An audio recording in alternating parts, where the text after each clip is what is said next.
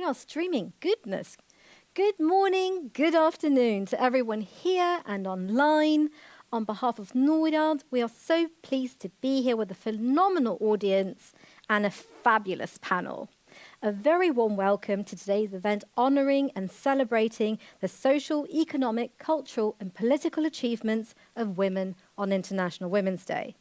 The day also marks a call to accelerate women's equality, not least in a time when achievement of equality has just been estimated to take 300 years. That is an unbelievable setback. Gender equality lies at the heart of human rights, of human dignity, of sustainable development, of peace. We know these are not the easiest of times. We live in a world that seems increasingly at conflict or in crisis, whether man-made or otherwise. From the devastating earthquake a month ago affecting Syria and Turkey, the invasion of Ukraine, the situation in Afghanistan, a COVID pandemic, it goes on. It's worth spending time talking about this. My name is Ritika Dal. I have the privilege of being the head of Norad's section on gender equality, and we couldn't be happier to have us with you all today. Before we jump into things, I'd like to take a moment to share how we're framing our conversation. We're framing it around two key demographics. We've never had a higher population of young people, totaling 1.8 billion. A quarter of the world's population are young people. And secondly, that 3/4 of the world's population live in the global south. This conversation is at the heart of global goals. This conversation is taking place in the global north and is an attempt to frame the conversation from some of the voices of the global south. We thought it would be brilliant to ask 25 pupils from 5 schools in Oslo to participate actively on the day and for our panel to be some of the voices of the global south. We're combining south and north, including our Director General in the mix, he's somewhere in the back, and hoping you walk away with a new thought or a new action. We may also need a little of your patience today. There may be some kinks along the way, so please do bear with us, especially if you're online. The event is divided into 2 sections, lasting an hour and a half altogether, with a 5-minute break in between. In the first session, panelists will be joining us online, voila, covering gender equality through climate, global health, including sexual and reproductive health and rights, human dignity, and so much more. The second session will be physical, so you see those chairs over here, they will have real people in them physically. And we'll cover human rights, social justice, violence, the mobilization of civil society, youth, the importance of education, employment, and much more. And right before we started, we asked the pupils what they thought was most important for gender equality, and there seemed to be 2 factors in particular that grabbed their attention. It was education, and it was social values and norms. But that is enough from me from the very moment, so I'm just going to quickly introduce our distinguished, lovely panelists. We have with us Wanjira Matai to the right, and Rajat Khosla to our left. And I'm just going to tell you quickly a little bit about them. Wanjira Matai is Vice President and Regional Director at World Resources Institute, Africa and Global Partnerships. She is an environmentalist and activist based in Nairobi. In this role, she takes on global issues, including deforestation and energy access. She was selected as one of the 100 most influential Africans through her work at WRI and her recent campaign planting over 30 million trees through the Greenbelt movement. That's brilliant. Rajat, you are director at the United Nations University and head the International Institute for Global Health. You work on global health and inequities through the intersectionality. That's a big word and it's a complex word, and I want us to unpack that too. Research, policy, practice. You focus on global health, development, gender equality, health equality and human rights.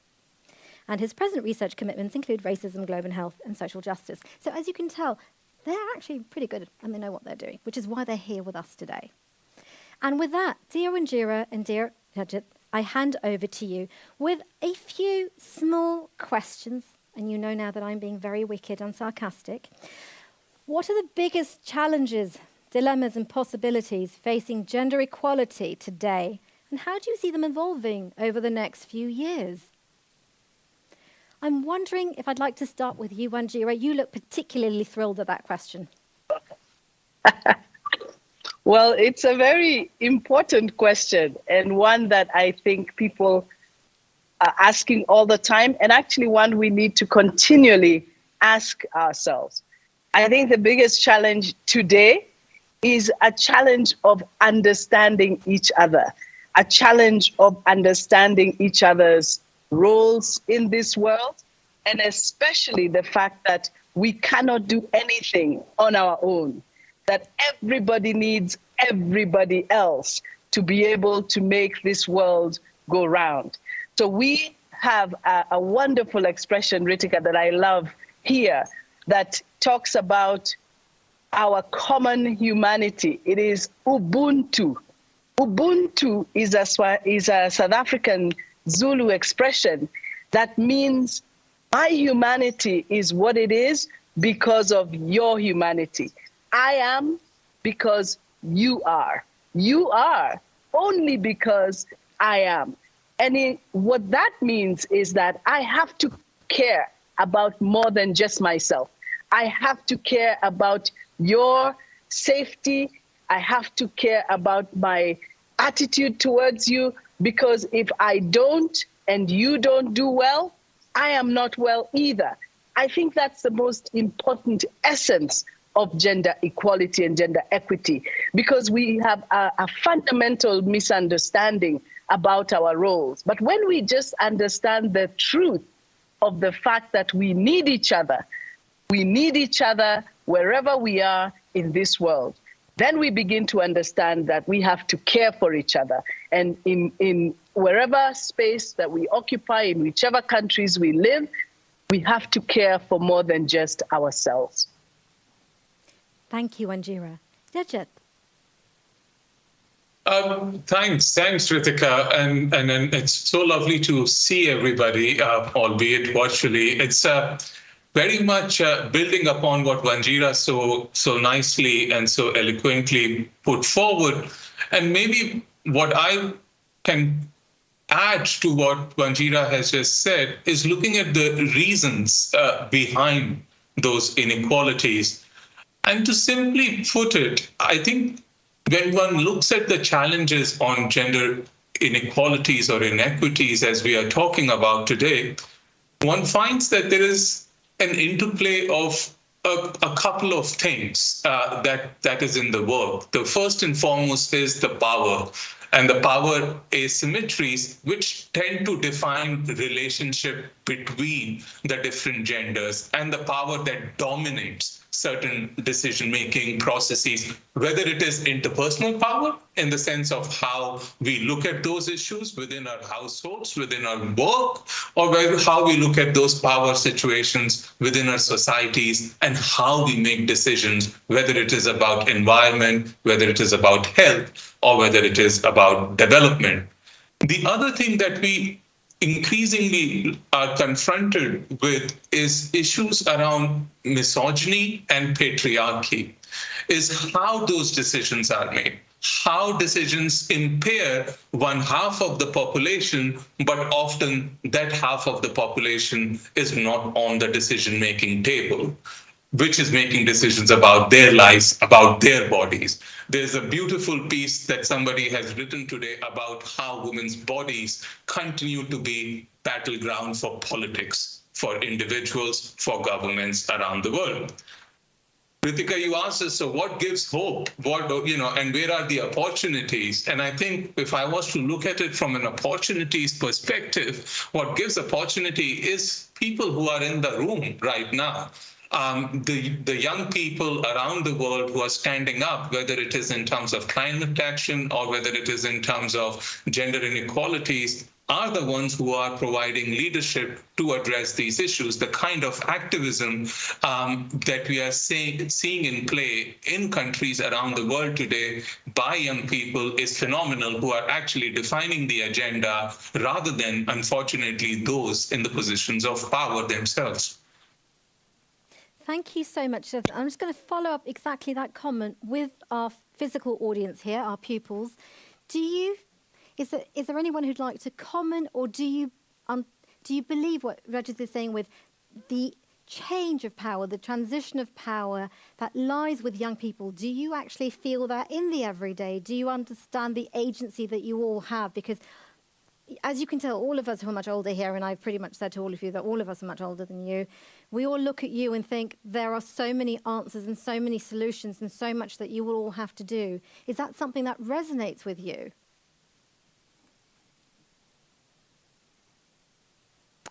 There is a little bit of nodding. There is a little bit of smiling. They are a bit shy, right? It is quite early in the morning. If anybody would like to ask a question or they want to make a comment, do raise your hands, because I will then move on to...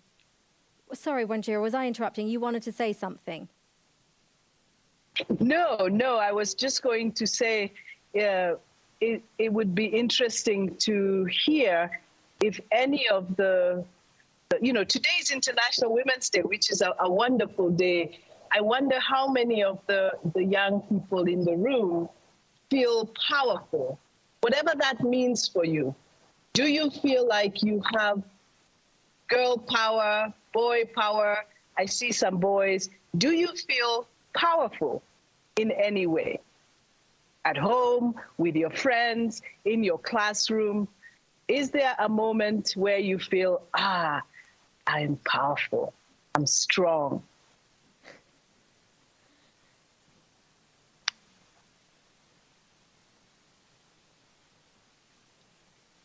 Good. Last year, I think, I moved away from my parents, and so I feel kind of powerful that I have been doing so well myself on my own. And yeah, but I also think there's a lot of responsibility on the youth, because everybody talks about how the youth are the future and how we have to change a lot in how the world is run now. But yeah, I don't really feel like I will be contributing too much to that. I don't really know why, but I don't feel equipped enough, kind of. I don't feel like I know enough about how to do it, or how to reach out, or how to make a change. Thank you so much for sharing that. Is there anyone else who'd like to say something or make a comment about the sense of power? It might even be a lack of power, a lack of agency that you feel. You're allowed to feel whatever way you do feel. Lucas? Right, I must agree with the girl that I do feel kind of a lack of power, especially in politics at the moment, that young people aren't listened to and that our voices aren't heard, but especially on the climate crisis, but that isn't the theme for today. But I would very much like more people listening to the younger voices in our society, especially on the political front.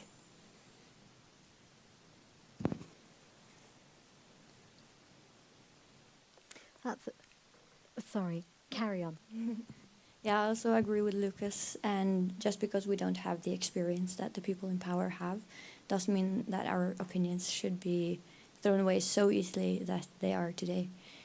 Yeah, and also we make a lot of spectacle when youth do strikes and walk out of school for the climate, and it seems like it's great that it's raising awareness about it, but I don't feel like anything is being done.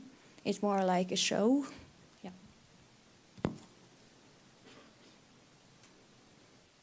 And without what you're saying to us is you're missing that accountability. You're missing the fact that when you actually do say something and when you do act on something, you're expecting it to be followed up on. You're expecting it to matter, and you're saying it doesn't matter. And that's also a part of what makes you feel less powerful?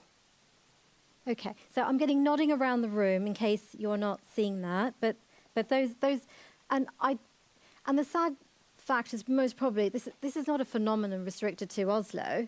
This would be a phenomenon, I think, that globally affects so many children. There's been surveys after surveys where we talk about 1.8 billion children, adolescents, young people. I cannot imagine that they would feel magnificently empowered. So this is a great day to take that space. And this is one event, but you have to know that there are a number of ways in which you can and you will be mobilizing. And it doesn't always have to be in the way that you think, you know, when you hear what Wanjira is saying or Regis is saying, it doesn't necessarily have to be, I'm going to, you know, establish a new social justice movement at my school, or I'm going to do this in my neighborhood.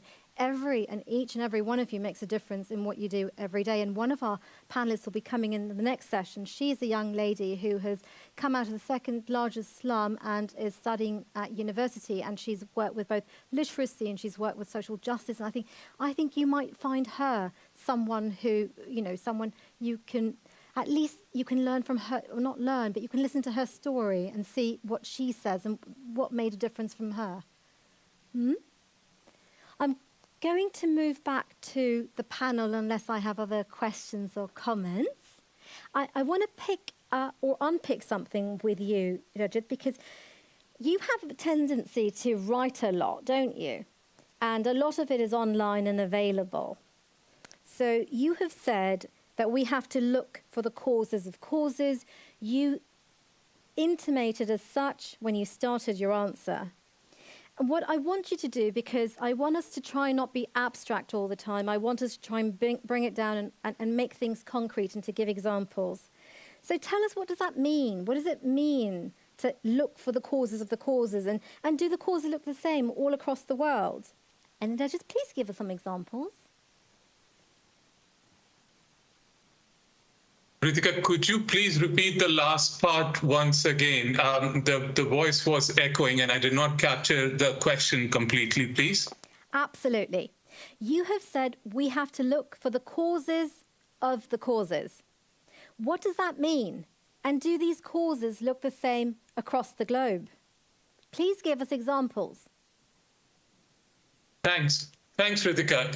Indeed, and you know, when one looks at the research and looks at the experiences, but also experiential aspects of people's lived realities, there are a few things that stand out when we look at these causes and these issues that underpin. And maybe I can cluster them in 2 or 3 different brackets. The first is around voice. And several of our friends right now talked about the issue of whether their voice matters, that, you know, feeling powerless, whether their experience is enough, and things like that.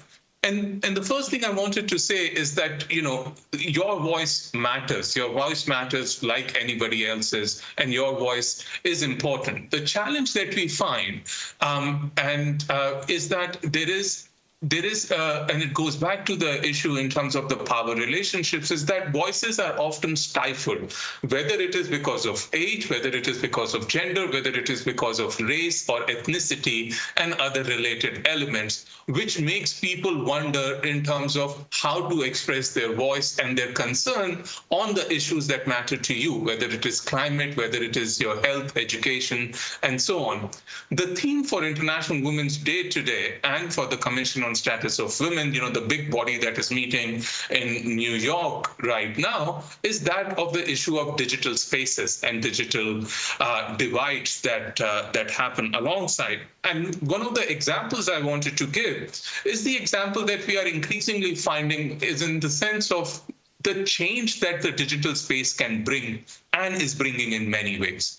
But for that transformation of space to happen, whether it is the social media platforms, which I'm sure everybody is well aware of, Instagram, Facebook, Twitter, TikTok, but how do you address the kind of gender biases that those spaces also have, which also means that you wanting to have certain conversations about gender feels somewhat constrained because of, the kind of misogynistic content that gets put on and other things. But there is also very good examples on how people are navigating the digital space to have the conversations and to claim the space. And then the second thing is about the space itself. How do you access the spaces that you need to be in for your voices to be heard by those making decisions, which quite frankly impact your lives? And the whole conversation needs to be looked at it from an intergenerational perspective, because the decisions that are being made today by people will impact the future generations, not only in terms of the future generations that will get older, that are in their teens, that are their young people today, but those who would be born in those spaces as well. And then the final piece is the issue is more in terms of how do we ensure the agency, the leadership of young people to be recognized as leaders. It's not in the sense that we are looking at the leadership of young people because it is not experienced or because it is not well versed with the veracity of research or whatever it has happened. But young people are leaders in and of themselves because of your own context-specific realities within which you are living and within which you are learning, and what are some of those issues that are coming up that needs to be taken into account in those spaces. So those are the sort of examples, and we have looked at very successful approaches in terms of youth participation, in terms of issues in relation to young people in digital spaces, but also in terms of identifying youth activism models in the digital, but also in the physical space. There was a whole bunch of ways in which Rajat outlined the agency that young people have. And so many of those examples are familiar, as in I've heard of them, don't necessarily do them, but, the whole digitalization, the whole technological aspect. What I'm wondering is if I can pass a bit of that question on to Anjira and ask you, because one of the things that Rajat pointed out was, how do you navigate those spaces, and it's intergenerational. And Anjira, my question to you would be, what advice would you give to someone who is young? And what do you wish you had known when you first started out? Well, I think to a certain extent, the question belongs to the older generation, right? It is our responsibility to create spaces for the younger generation. We are where we are because somebody created spaces for us. Somebody pulled the chair for us. Somebody held our hands. And I think we owe it to this generation of young people to create spaces for them, to make sure that when we are looking for speakers, when we are looking for mentees, when we are creating programs within our organizations, we make sure that we are inclusive of young people. It's practically impossible to expect, as you've heard from the brilliant young voices today, for them to create spaces for themselves. It never happens. It never happened for us. Why do we expect them to do that for themselves? I think we owe it, in whichever spaces we are, to create spaces for the next generation. We know their interests. Climate is on the top of every young person's agenda, almost across the globe. What are we doing to make sure those voices are inside our organizations, inside our spaces? I know for sure that mentoring young people in Kenya has been the absolute joy of my life, to watch them not only hold your hand because they are a little bit tentative in the beginning, but pass you by because their voice is so much louder than ours in some ways. And they're able to articulate issues that they care about much clearer than we can. I think that's what we owe, actually. I hope that part of this conversation is about how we create spaces for others. And it's quite a conscious thing. It's nothing that we do once in a while.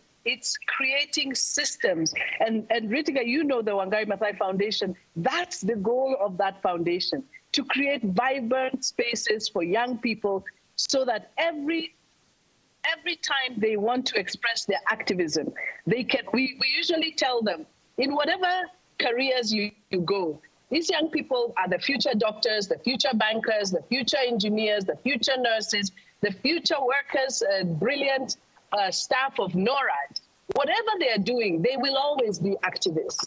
And as an activist, what you do is, in the moment that calls for your activism, you put your activism hat on. It doesn't matter at that point what you do for a living. It matters what you care about. That's the difference. And we have to create spaces where we are to ensure that young people develop a love and a passion that they are willing to fight for. That's where these opportunities come from. So I'm just challenged myself, and I hope anyone who these young people come in contact with challenge us all the time. What are we doing to create spaces for you?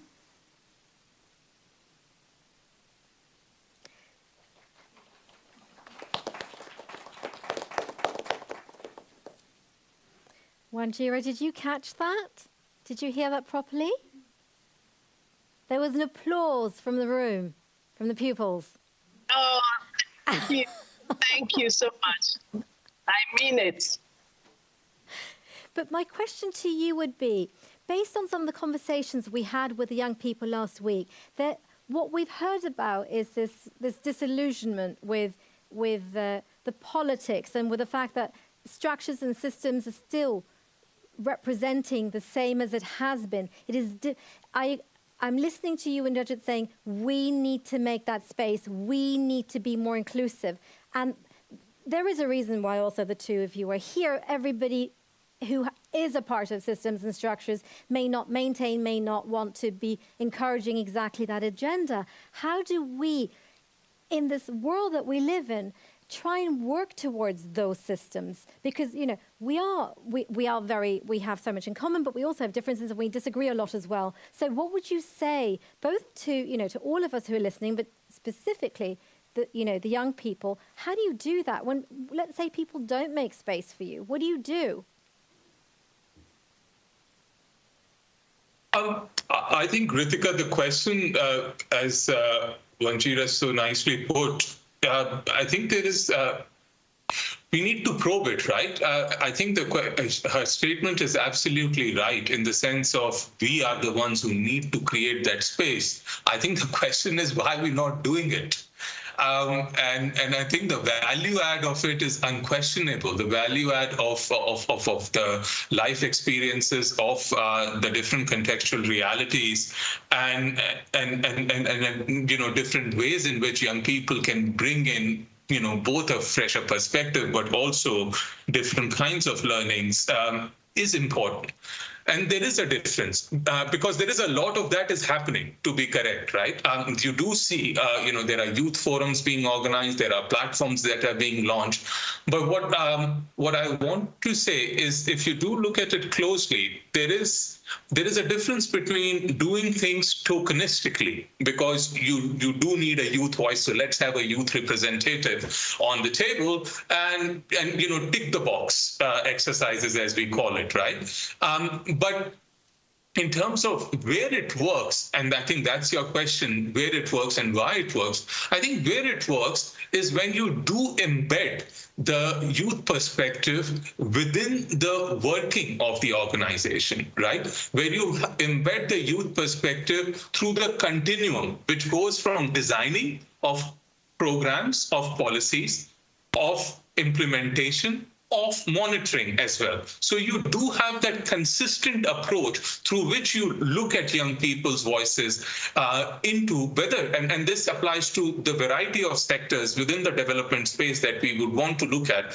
I'm just back, and to give you an example from a foreign policy dialogue in New Delhi, it had representatives from over 30 countries that participated in that foreign policy dialogue. And what was actually one thing which the organizers, in my view, did it very intelligently, was that when it came to the interventions and the part of the dialogue, of course, there were ministerial segments, etc., the youth delegates were the ones who were given the floor.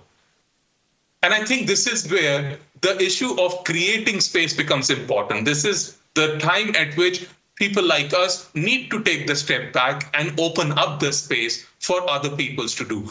Power is easy to talk about, but one needs to remember power is very hard to give. Power is usually taken. So you young people need to take that power and use that power for the change that they want to bring it. And there are some fantastic examples of those issues, of those areas, whether it is in terms of political change, whether it is in terms of climate, or what is happening in areas such as sexual and reproductive health, comprehensive sexuality education, where there is a lot of youth activism is starting to show the kind of changes that we would want to bring.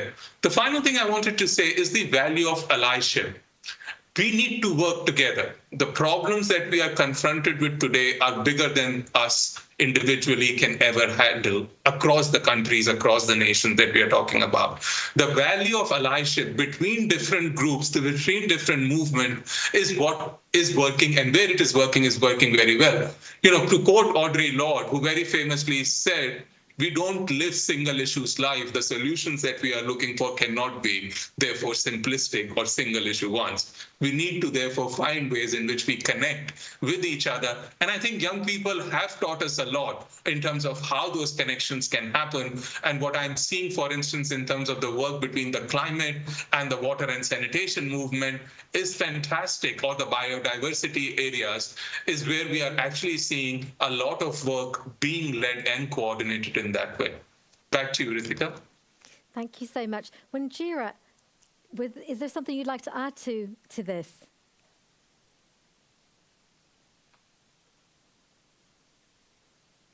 Oh, there I am. I love what Rajat just said. I mean, I think that's exactly right. I mean, the idea that it is institutional, it's how we work that we create those spaces, and it's not about tokenizing. I think there are a couple of places that are really good examples of where it's happening. There are some young people who have expressed an interest in climate. One of the ways of getting involved in climate and bringing sanity into those discussions is to become a climate negotiator. How can young people become climate negotiators without absolute mentoring and training? There are now wonderful programs that if a government agrees to have 1, 2, 3 youth negotiators on their delegation, full delegates. These are not, as Rajat said, this is not just having a youth represent. These are full delegates in a delegation of a country like Kenya or Norway. Then they get the training they need. There is a program they are put through so that they understand and they begin to build the expertise of being a delegate. And what happens is it becomes less stressful and more enjoyable. They love the content. They love being there. And now they have someone who's actually showing them the ropes. Actually, Ritika, most of us actually go into some of these areas like climate by reading on our own and trying to catch up. But if we're going to start early, and we must, we then need to create those programs and invest in those programs, and Norad and others, investing in programs like those that are building the capacity of young people to engage so that it's a joy. It has to be a joy. If it's not a joy, then we are not in the right place. I think there are some young people sitting in there, I could bet, would love to be discussing climate and climate finance or something like that. But they need to go through some real training and mentoring and make it so that it's a joy. There are many in there who will be lawyers, and part of these negotiations are about combing through endless documents. Those are moments when we start them early. That's why we go to school when we are 2. We don't wake up and suddenly tell each other when we are 20, can you read this document? So you have to start early. And it's the same with everything we do. If we're going to do better about how we eat, we find those minds that are interested and invest in organizations that are building conscious chefs among us, so that they are the ones inspiring us to eat better. They're the ones inspiring us to do the right thing. This is all about consciously bringing it in. So I love the way Rajat put it. It is an institutional shift that creates space, and that space is a long-term investment and a long-term commitment in building capacity. It's so much fun listening to the both of you. I'm only sorry that we only have an hour. I sit here and I think we should do days and we should do workshops and we should get together and talk about how do we really move on this and make it much more tangible for you. But one thing I want to make sure that I do is that I ask you, the audience, the young people in this room, do you have any questions for our panel? Is there something you'd like to ask Rajat or Wanjira when you listen to them say these things?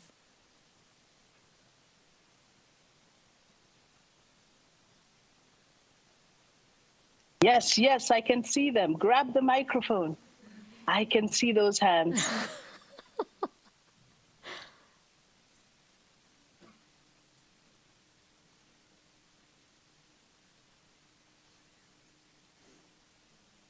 It's also possible we are saying everything. It's not possible, Wanjira and Rajat, that you could be saying everything because these are kids and young people know. I can see hands. I can see hands about to pick the microphone. Go ahead, pick it. Go ahead. Thank you. Yeah, you can't see me, but when you're talking about creating spaces for the young people, what kind of spaces do you mean? It's like the best space for us to say what we mean and create a change, and how do we create those spaces? And or how do you create those spaces for us? That's a really good question. There's several different spaces that I could describe, and I work particularly in the environment and climate area. So I spend a lot of time in what we would call climate spaces and environment spaces. But I'll give you a good example. There's a big climate conference that happens every year. It's the one conference where every single country around the world that is signed on to this agreement comes to the table. It was held in Glasgow before, and last year, it was held in Sharm el-Sheikh in Egypt. And this year, it's going to be held in Dubai. When that meeting was held, the gathering was held in Glasgow, all the young people, most young people who were there were outside. You saw them marching, you saw them creating gatherings in spaces that are outside the main convention area, in the main area where the ministers and the presidents are meeting. For the very first time in Sharm el-Sheikh in Egypt, we saw a youth pavilion. This pavilion is a space on the inside of what they call the blue zone. There are two zones in this conference, the green zone and the blue zone. The green zone is often where the non-governmental organizations, the NGOs would be, and the blue zone is where the governments and others will be. So often, we are only having access to the green zone. For the very first time, there was a pavilion for young people where they could have their own events.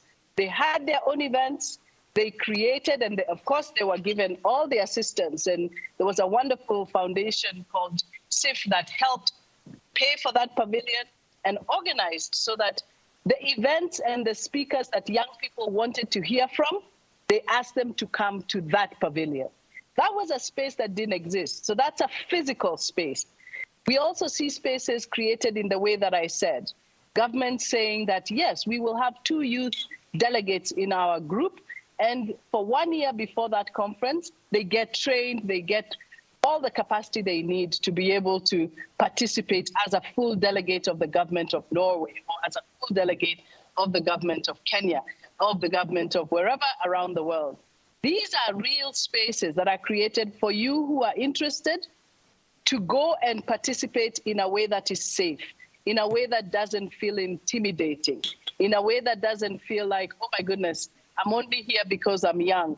No, I'm here because somebody actually cares about what I think and what my voice is. And I could go on and on and on. There are different opportunities like that. But the most important thing is it is an investment for the long term.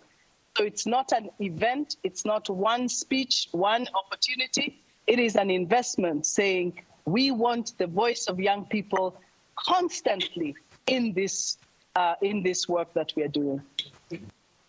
And Ritika, if I may just add very briefly to Wanjira's point, and it's a very interesting question, and I would just add by saying maybe the starting point should be what is the space that you want, that we need to create, right? And what is the role that you can or you want to play within that? And that is where, as Wanjira was giving examples, there could be different combinations of issues, of spaces that one could look like, whether it is within the physical space, as the example of the climate conference that she was giving, or whether it is in the virtual space that we are talking about, where the youth-led activism could find its voice as well. But irrespective of whatever the space might look like, the physical or the virtual, what is important is to actually be clear in terms of what's the role that young people are playing. And that might differ, whether it is a climate conversation, a big conference, or whether it is something looking at the working of one of the UN organizations and so on. But one thing that young people do and do so effectively across different spaces is hold those in power to account, to call out accountability, and pardon my language, to call out bullshit that one hears. My favorite quote from Greta Thunberg last year from the same climate conference that Wanjira was talking about is enough with the bullshit. And the blah, blah, blah that happens.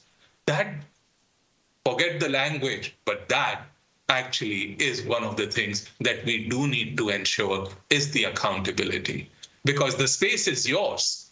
All of it is yours. And the space is being held for the future generations. How do you cut through that bullshit, as Greta Thunberg talked about, and get to the real accountability of those in power? I think that's where a lot of real work can emerge from. There's a lot of candor in that answer. And there was some really good, and I'd say both extremely profound and also very inspirational, at least to me. So my question is going to be to you. Selina, did you have some of your question answered? And before we ask before we thank our panelists, I'd love you to have the opportunity to ask any questions that you have that remain for you. This is such a great opportunity. And just FYI, you are not a tokenistic event from Norad at all.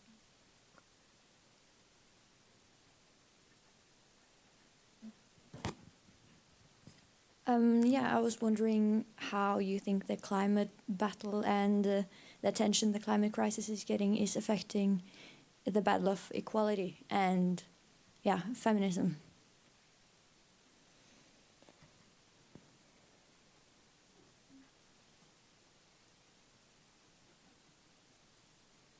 Just to say, the very short and the sad answer to that, to your question, is it's exacerbating inequality, and it is deepening inequalities in unfortunately the most vulnerable parts in the world, which, if you look at it from an inequality perspective, had very little to contribute to the climate crisis in the first place. So those who did the least in terms of adding to the carbon footprint, to add to the greenhouse gas emissions, to add to the industrialization aspects, are today who are paying the biggest price. The events in Pakistan last year, the floods that devastated large parts of the country, are very telling.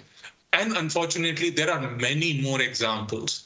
The desertification that is going to be taking place of the sub-Saharan Africa, of South Asia, over the next few decades, and the impact on small island developing countries, the small island states in the Pacific, is going to be devastating. Some of them will vanish from the world map in the next 50 to 100 years. So when you ask the question in terms of how is it impacting inequalities, unfortunately, in devastating ways. And the problem is, and this is where the final thing I wanted to say, the problem is also when you look at how those inequalities work within the countries, you actually do find that women and girls, unfortunately, suffer the most. because of the lack of opportunities, the lack of access to resources, the lack and the burden of caregiving that they usually have in those settings, mean that when inequalities manifest themselves within the climate context, it's the women and girls who are disproportionately affected of the consequences as well. So when you do think about gender inequality from a climate perspective, you're almost looking at a compounded effect that certain groups and individuals face. Thank you, Rajat. Wanjira.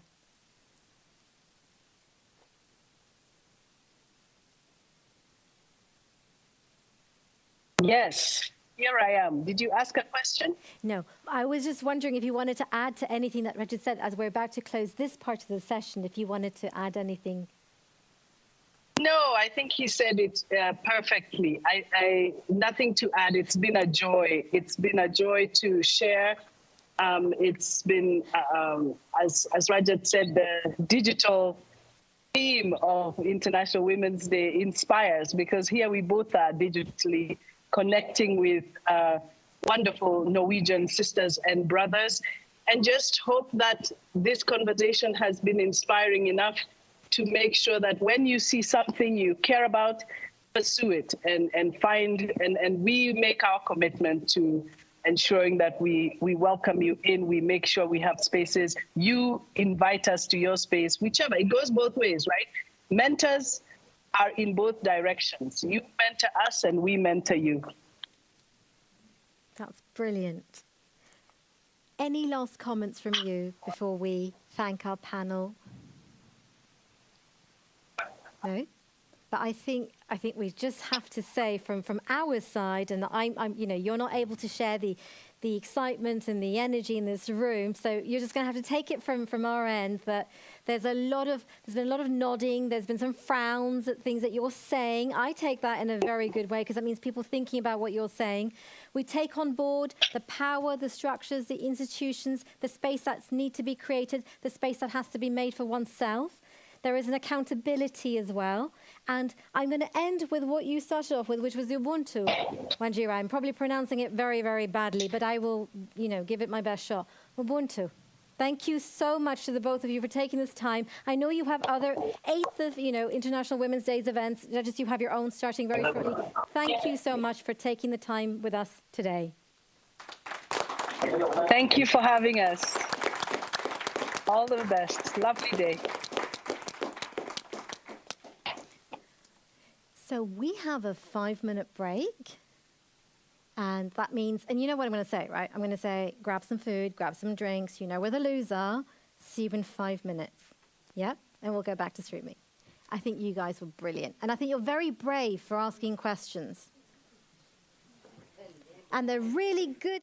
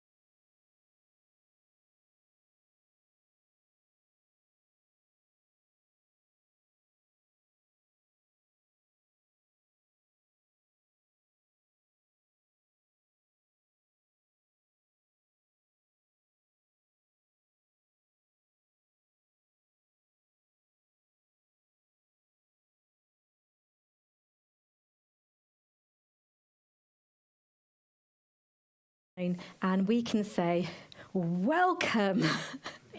Wanjira, we're so glad you finally made it. Welcome to Oslo, welcome to Norway, welcome to Norad. Such an honour and pleasure to have you with us today. We're glad you're here, you've probably caught on. We're going to start with a short film where Wanjira talks about the work that she's been doing, a little bit about her life, her childhood, and what she's done. It blends in beautifully with everything we talked about in the first session. So we're rolling that now. Well, very shortly.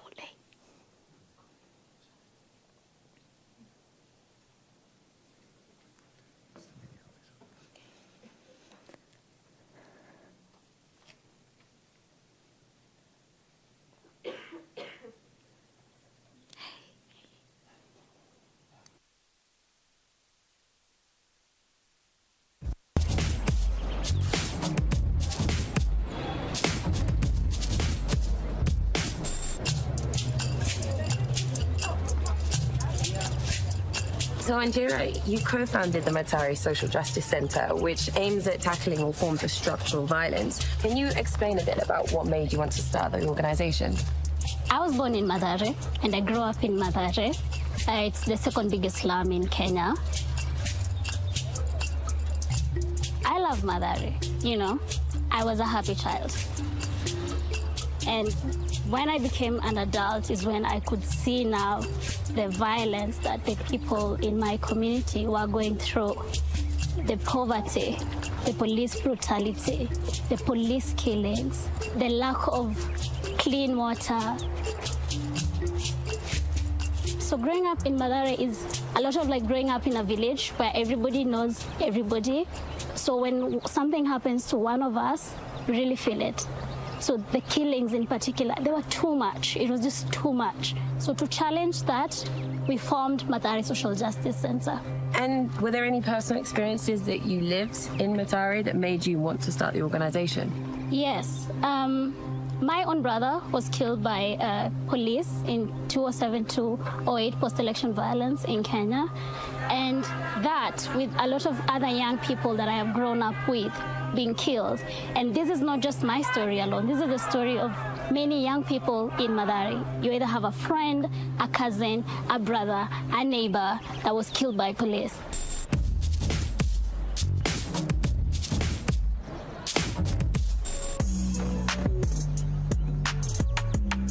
So, Wanjira, we're now outside the Mathare Social Justice Centre. Can you tell me a bit about the work that you do day to day here? Every day we receive cases from the community on different areas that we are working on to bring justice to the community members.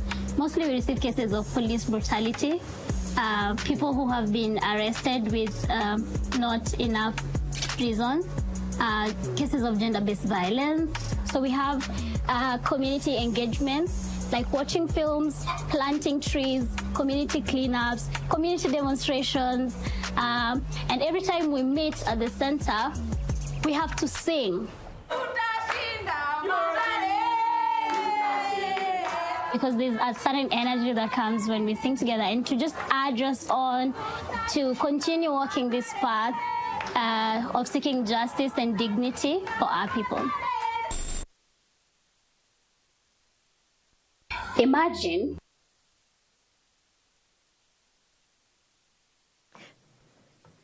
that was powerful, wasn't it? And with this, I welcome Wanjira onto the stage and our Director General, Boyd Vergaard.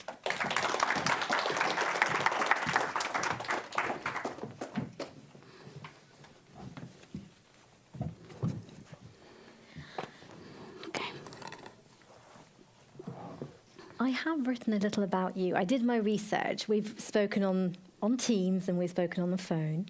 Wanjira, I think the most important thing I could say about you is, and you've done this yourself, so I'm just going to say this very briefly.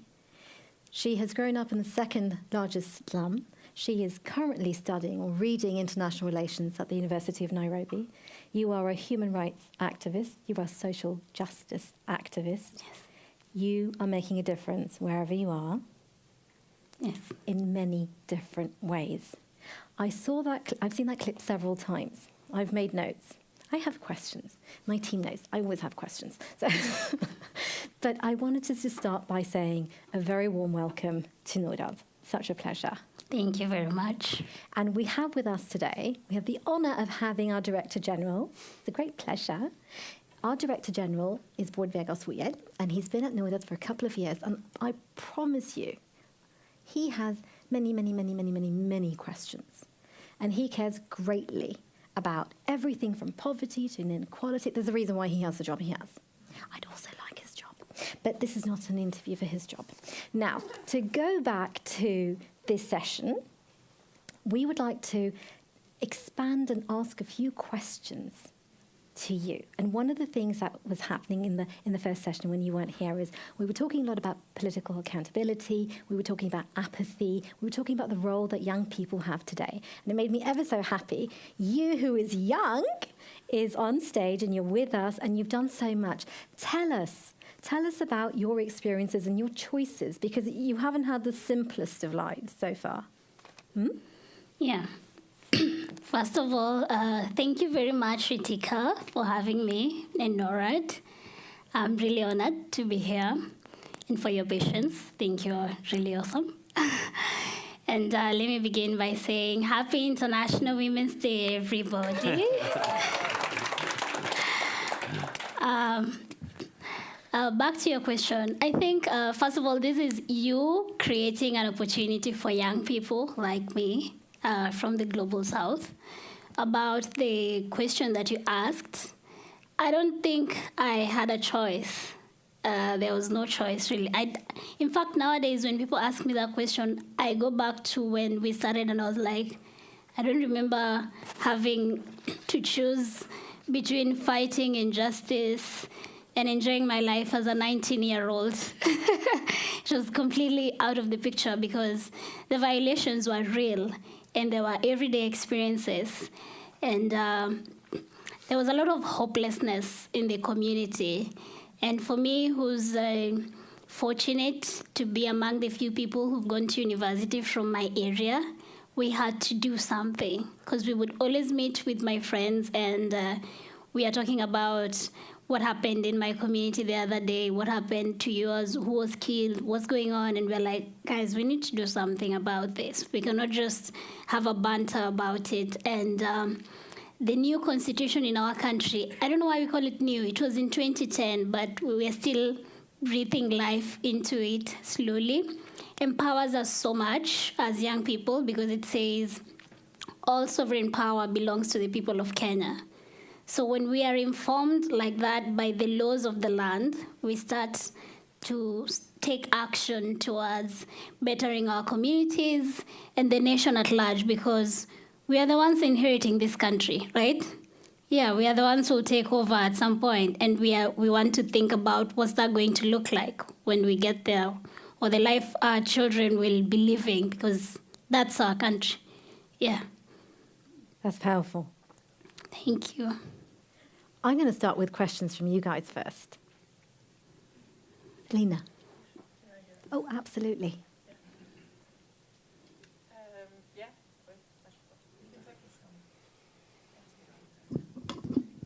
Hello, my name is Selina. I would just start off by saying I'm very impressed by your work.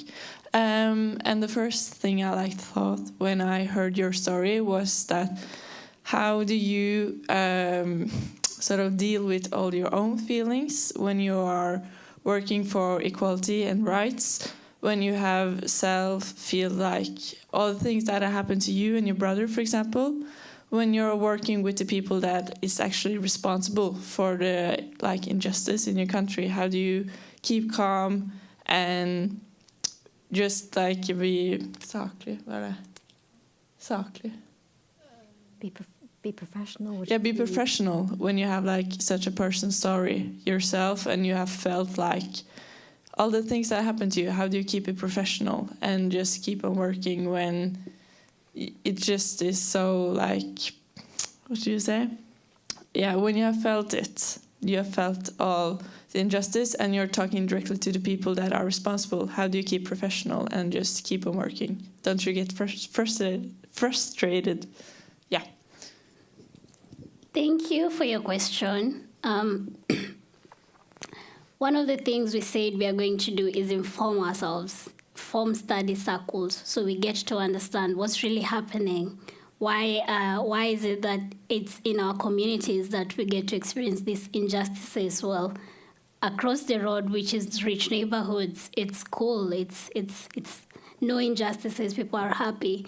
And we got to understand that it's structural violence. We got to understand that the police are just as poor as we are, so they are not really our enemies. And that was profound because we had very bad relationship with police in our community. It was bad. We were enemies.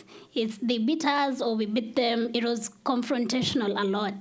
But when we got to study and we got to understand that the history of police violence is back from colonial era when the locals were being treated in this way.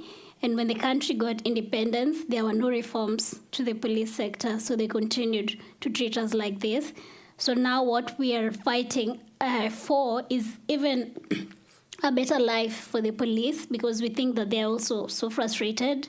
And as workers, they are not happy, and the pent-up frustration they bring to the community. So even as we fight against police brutality, we are also fighting for better working relations for the police. And when we have that perspective, it becomes easy to maintain professionalism, because we are coming from, we understand you. We are coming from, we see you, and we are doing this for the betterment of all of us. It's still work in progress, but I think that studying together really helped us a lot. We were very bitter at first.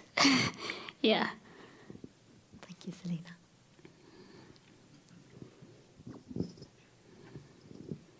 Hi, I'm Sarah, and first of all, it's an honor to meet you. And I think I'm very lucky to have grown up with opportunities to talk about equality like this. I've had my voice been heard many times, but I also know that many people are not as lucky as me. So I was wondering what you think we as teenagers in Norway could do to help and support other women in other parts of the world who are more oppressed and are struggling more. Thank you very much. First of all, I forgot to bring my greetings from the women that I work with, women in justice centers, women in my community. They say, give them our love. These are grassroots women human rights defenders.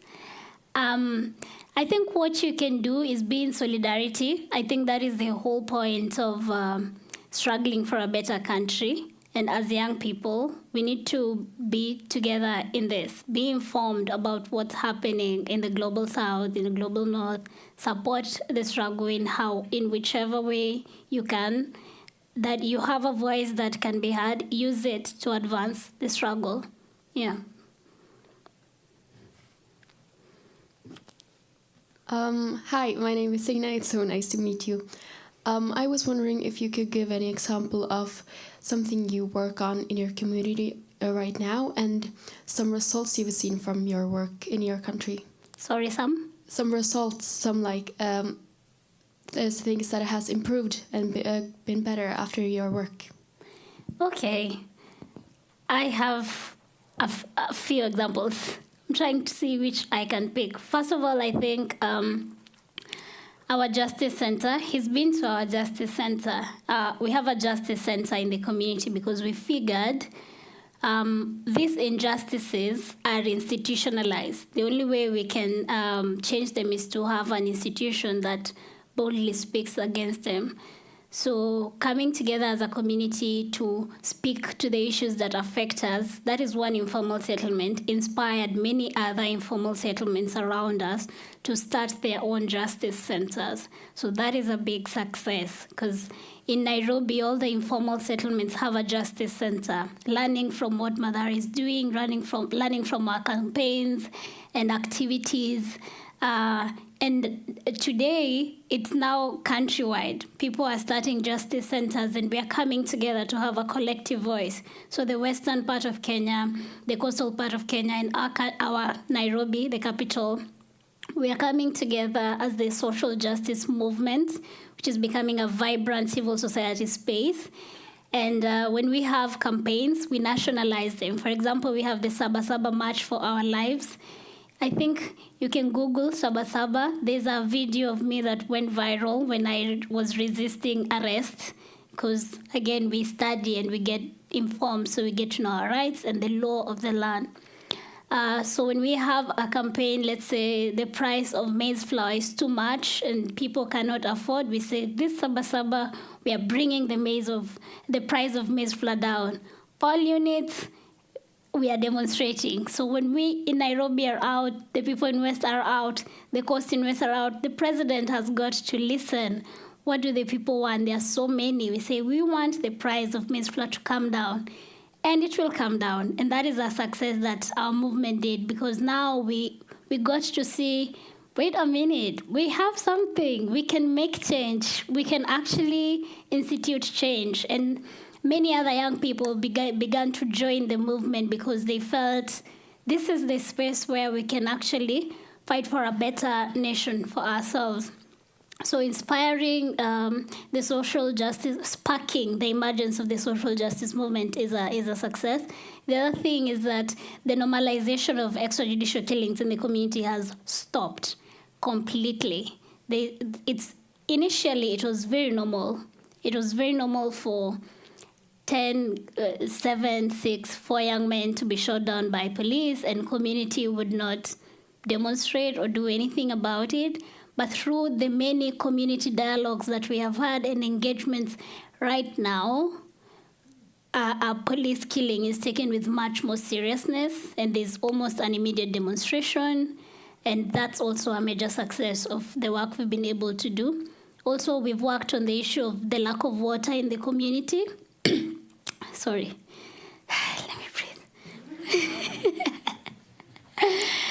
And we conducted a research on the water, found it was very contaminated, and we took this report to the water ministry, and water was brought to the community. So these are the small things that we see that bring change due to the work that we are doing.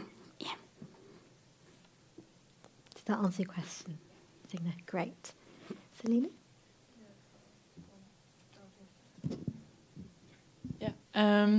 I was wondering, when you started out, when you decided that I want to make a change, how did you start out? And did you feel like your voice was being heard by the people in power when you started out? Was being heard? Yeah, like the people in power, that they saw you and that they heard what you said and want to cooperate with you. No? No. Even now, we are still struggling to be heard. When we started out, thank you very much.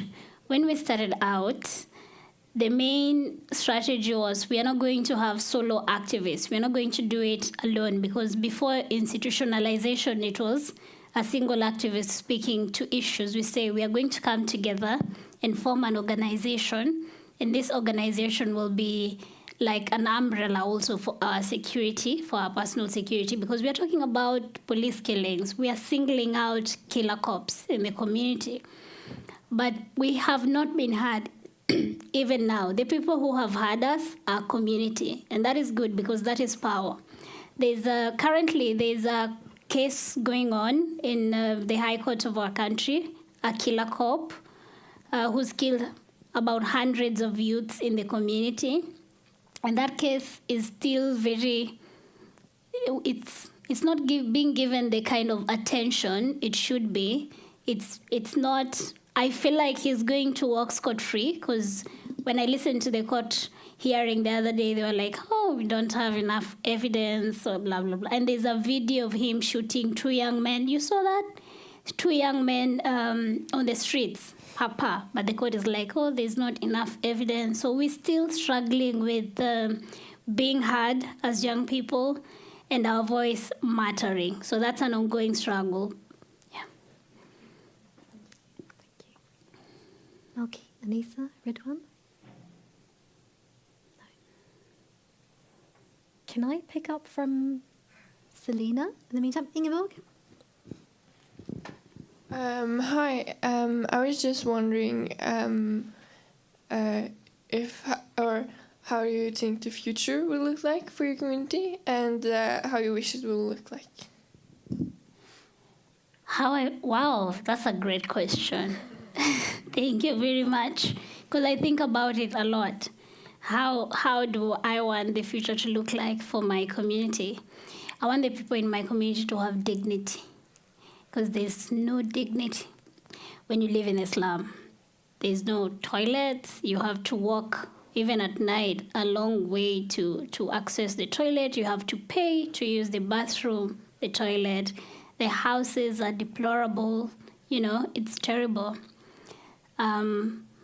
It's almost like there's no dignity at all. So for me, I'm in the fight for social justice. And that is why we called our center Mathare Social Justice Center. So the people of Mathare can have social justice. What is social justice?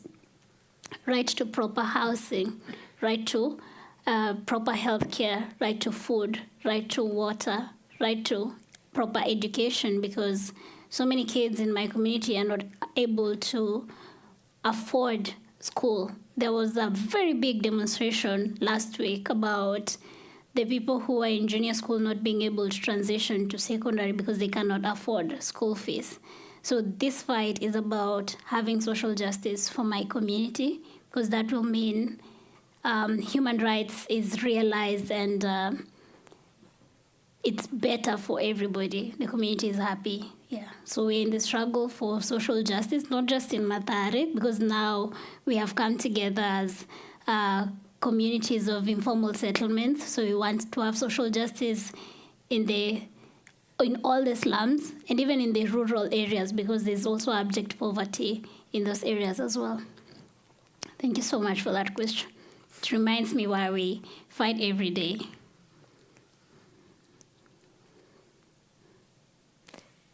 Lucas? I just wanted to ask, you were earlier speaking of meeting the police with understanding.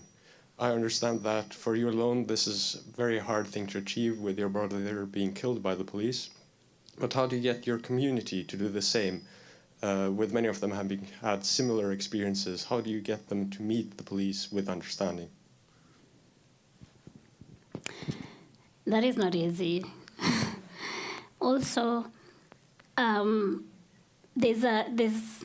community is not as informed about what's going on and their rights. So there's a lot of, they have accepted the domination.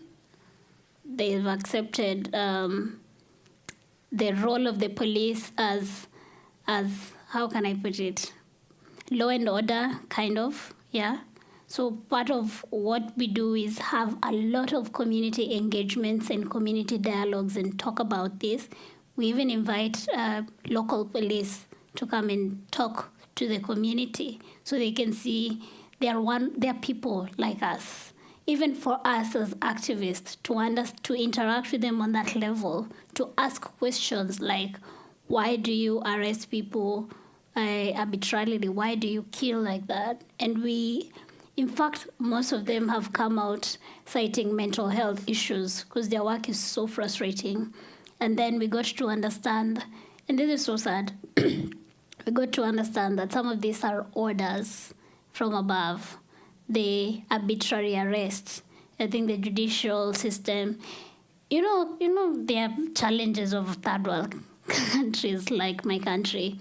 The judicial system needs to raise a certain money, and that means certain number of people have to be arrested so that that target can be reached. So there's a lot going on behind the scenes that we only get to know of when we interact with the police, because they're able to tell us that I'm just following orders, you know? Yeah.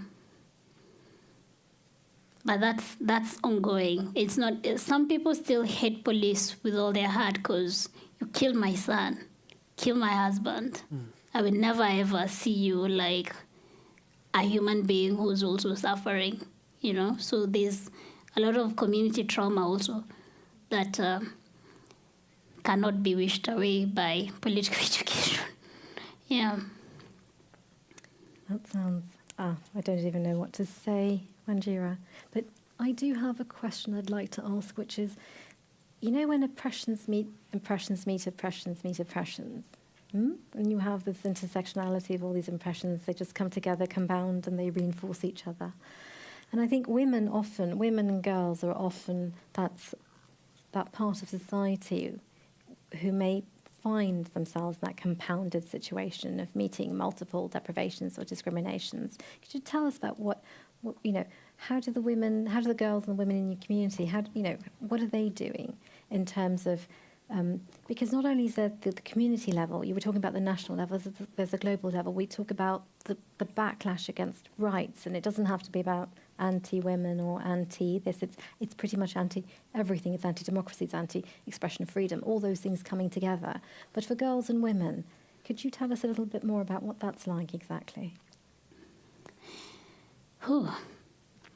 For girls and women, we have changed tactic as in our organizing. We want our organizing to bring us joy and fun. That is why you had my colleague singing, because we say we like to sing together, because it brings us more together. It brings us more healing. It brings woman to, yeah.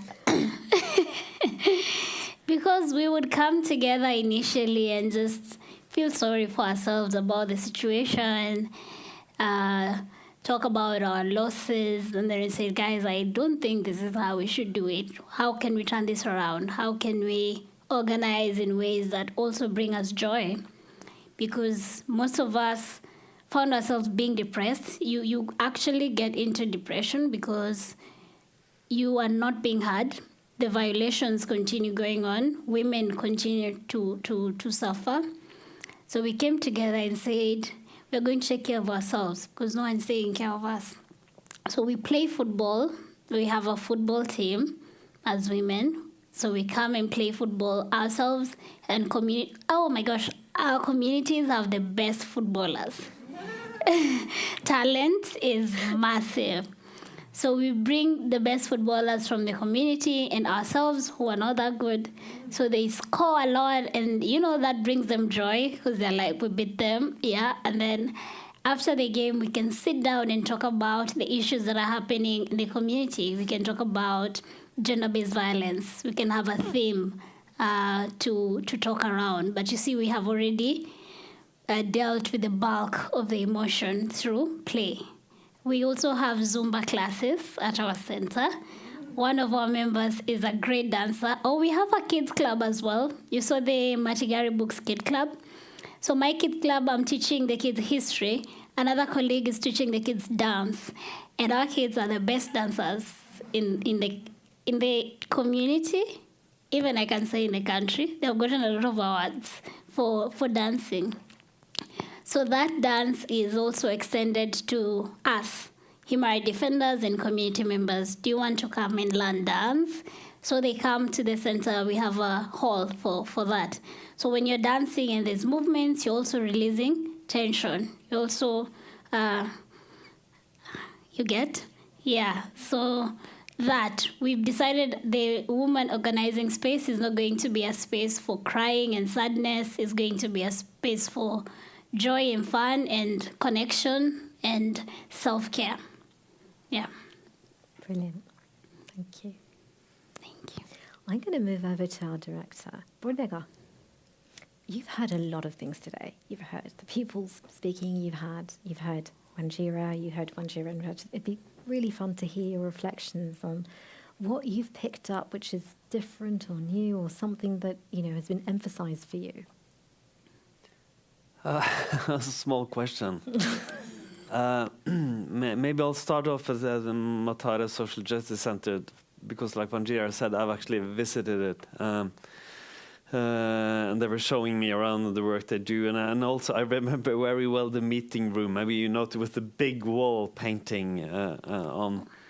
And try to, translate what you're doing into Norway in a way, because many of the, I noticed that I thought about when I was there, and again now, that many of the things that you do, if it was Norway, it would be done by the municipality, right, or a local government.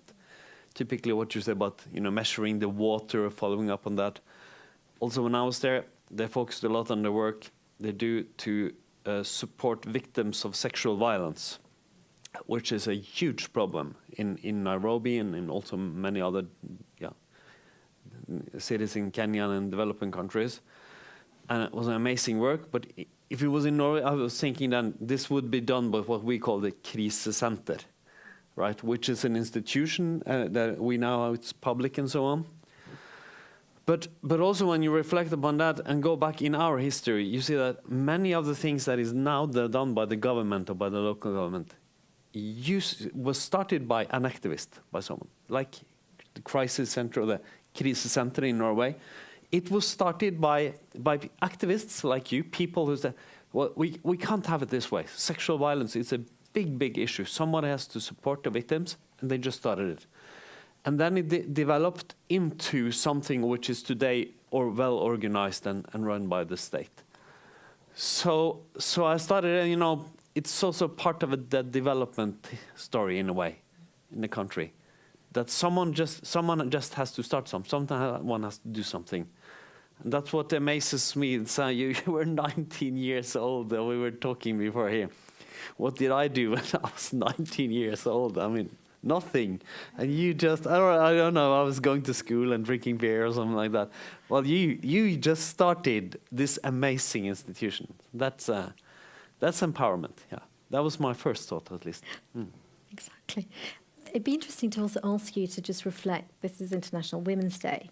You are male. What does it mean to be a male ally? What does it mean for girls and boys, other men, other sexualities, for others? How are you a role model? What is allyship, as Richard was talking about? Well, for me, I mean, like you probably will know, I have a background, and I've been working with issues of gender inequality, and I've been having an engagement with it since I was quite young. And also, I've celebrated International Women's Day many times, held many speeches, and been to many events and so on. But it's also it's also a mixed experience in a way, right? Because on the one side, I always find that day, and also a lot of gender equality work, feminist work, has, it's like a womanhood, girlhood. A feeling of shared experience that I can never be fully part of, in a way. That's one part of it. On the other hand, I think I know from experience that gender equality is also about both men and women. It's very much about the roles we have, and it, only the progress also depends on both sexes or all sexes. So, but I've always found that mix in a way a bit, I don't know, not difficult, that's too strong word, but at least, something to reflect on. Also, because if you ask me, what is inequality? What's the basis of it? It is power. It's a huge power gap. That's if you ask me, that's the one essence of it. And then on the one hand, then I am the powerful side. I mean, I am male. You can't take that away. On the other hand, no, there's to change things takes changing from both sexes. That's that's the difference that I'm trying to address in a way. Yeah. Brilliant. I know the two of you well enough to know that you will probably have questions for the pupils. So I'm going to give you an opportunity to ask questions if you would like as we start wrapping up this session. Would you like to go first, Manjira? No, I want to think. Okay. And then I can start and you can think about them, because I have one actually that I was thinking about earlier, because I was listening to the first part of this session, and I was thinking about one thing, which is that, so since I was a kid, was just like 300 decades ago or so, but there's been an information revolution since that, right? Internet didn't exist, so the amount of information about developing countries available today just massively bigger, right? It's just a click away. You can hear about anything. You can be online with friends from all over the world, all that. But how much has it really changed? I mean, if you see the Norwegian news media, you don't hear that much about Kenya, really. I'm not sure if I have teenagers myself, know more about Africa today than I did when I was 17. Maybe, I'm not sure. And also, how much contact do we really have between the global south and the global north, even though possibilities have massively changed? So I was curious about you. How many of you, I mean, do any of you, for instance, have a friend or regular contact with someone from a developing country from the global south? We'd be curious to know that, to hear examples of that, or, yeah? I was see a massive amount of answers right away.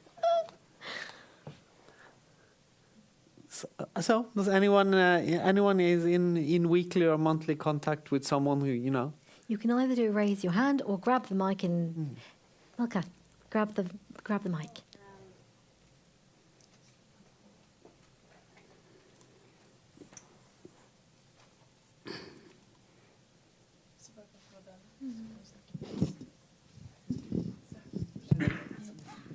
I was just going to say that I actually have family in the global south, so I get the both perspectives, and when it comes to gender equality, because first of all, my family doesn't live how I live here in Norway, so that's why I have both perspectives in my mind, and it's hard to make changes, but I feel positive because it's become better, because it has been a civil war before in Somalia. That's where I come from.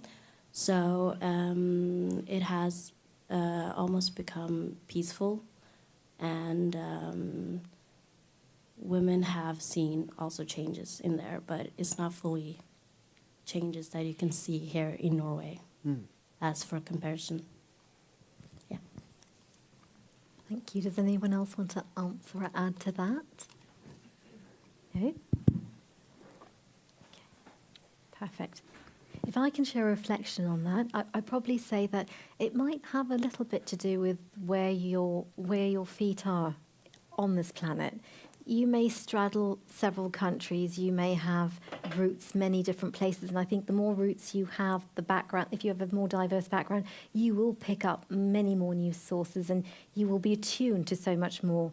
And that division that we talk about often with global north and global south, this is one of those attempts where we try and bridge and we try and see what does this do, both in terms of youth and both in terms of, you know, that how do you bridge that? How do you reflect and resonate better? So you put it so very nicely, Wanjira, this, how do we see that? Because I'd probably say that among people I know, there are a lot of people I know who would know a lot of what was going on many other places. And that's a change that I see from my generation to a younger generation. I also being the older generation. So would you like to ask your question, Wanjira? Yes. I don't have a question, first of all, and I offer myself for friendship. If you want global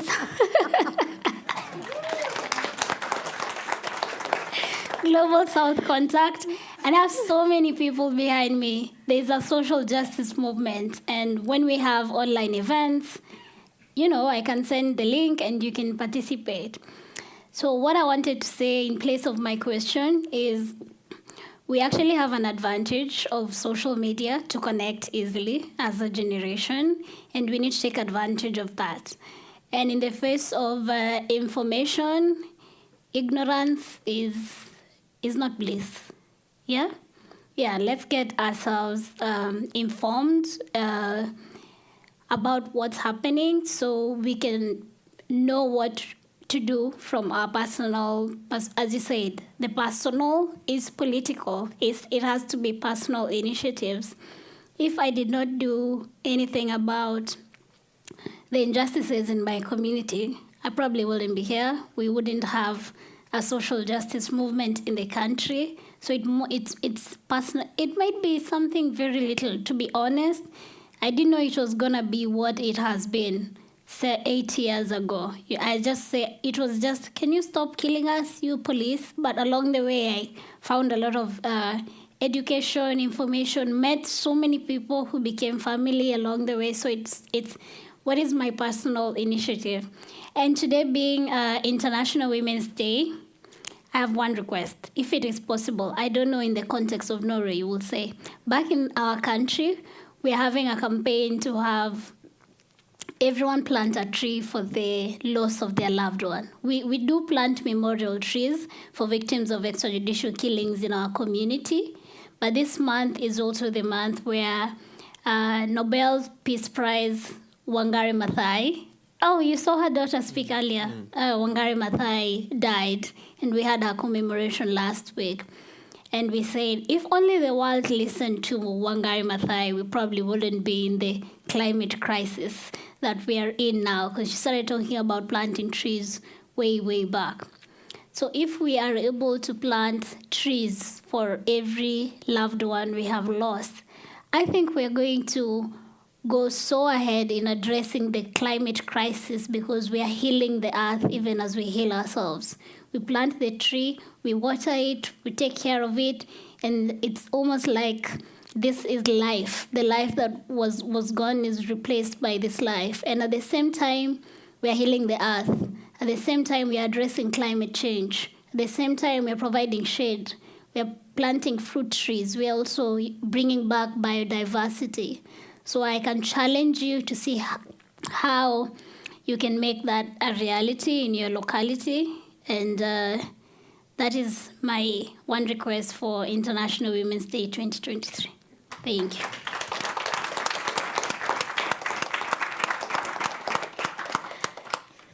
Brilliant. I think we're going to take that challenge, aren't we? Yeah? Bodega, give us a challenge. Or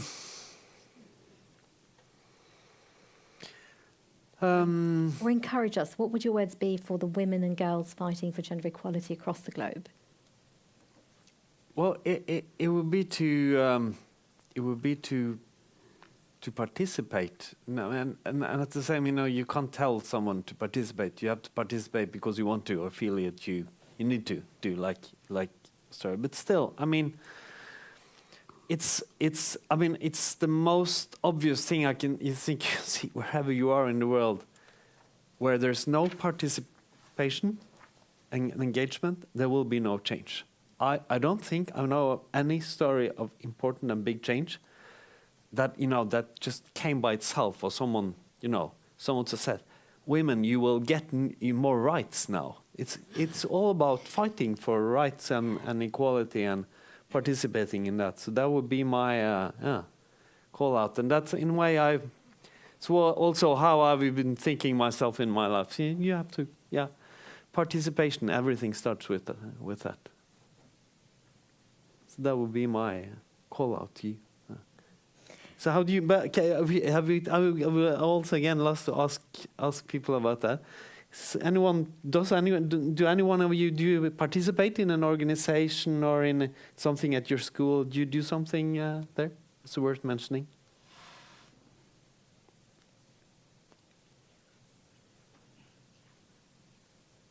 You do? This mic might not be on. I can just yell. Yeah. It's on. That makes my job a whole lot easier. I participate in the student council, for example. I'm guessing that there are some more people here who are in the student council based on statistics, but yeah. There definitely are. I see some movement going on that side of the room, and they definitely do. Selena, grab the mic. We three that are sitting here are actually, or we are in the process of starting like an organization that's called like the Ungdomsrådet, or and we work for like equality amongst the students and to have a better for everyone to have it better at school. So we are like trying to work on exactly what we're talking about today, like equality. And that's why we also are here today, because we want to learn. So yeah, I would say that that's like under this category that we're trying to working on it. A bit like a social justice center. Yeah. It's a little bit different. Yeah, it's different, and it's also in like the start. So we're like in the making of something. So therefore, it's like very valuable for us to be here today, and we can learn a lot from you, especially. I'm humbled. Well, then I'm going to... Oh, sorry. Absolutely. Hi, my name is Rina. I'm not a student. I'm a social worker with these lovely students. And they're a bit shy today, so I just wanted to say that our students at our school are very, very, very engaged. They are members of political youth organizations, of political parties. They are members of groups at school where they tackle social injustices, but also just social engagement. They're very, very good at taking care of each other and including each other. See, they're getting shy now. But our students are very, very engaged. I'm actually really impressed by them. It was a shock to me when I started working there that teenagers actually do this much and study that hard. So I'm very impressed, and these students are really, really engaged. Thank you. Thank you for sharing that. That's amazing, especially taking care of each other. Good job, guys. I think I'm going to have to just thank you by saying, my goodness, you guys have been absolutely fabulous. This is the first time we've done like a primarily young people's event, and we were, we've said for days, every day, it's a work in progress. It's organic. It's going to be organic on the day, and you've asked so many questions. Sorry, I'm missing someone.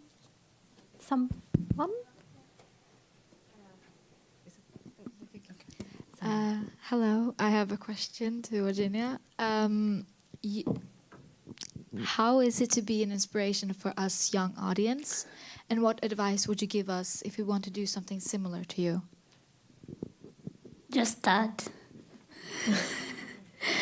I think starting is usually the hardest bit, when especially you're looking at so many aspects. Even us, by the way, we had so many challenges when we were starting. So many. We didn't have a meeting area. We would meet at a local hotel. At the hotel, you have to buy food and pay. We don't have money. It was very difficult. We had to borrow meeting area to a local organization. And what made the difference was the consistency, because we had this rule that every Saturday afternoon we were going to meet. So consistency. And up to today, 8 years later, we meet every Saturday afternoon. You know that when you come to Madare every Saturday afternoon, you'll find people at MSJC singing and talking about community issues. So just start and have the vision of what you want to do, why you want to start. Us, we wanted to fight the injustices in our community. We wanted a social justice community, and that inspired other community members from outside to also want the same for their community. So starting was the first step, staying on the path was the second bit, and keeping the vision, because we still haven't realized that vision that we had. The reality is still very different, but you can see we are still on that journey. Yeah. I think those were the words of the day. Just start. And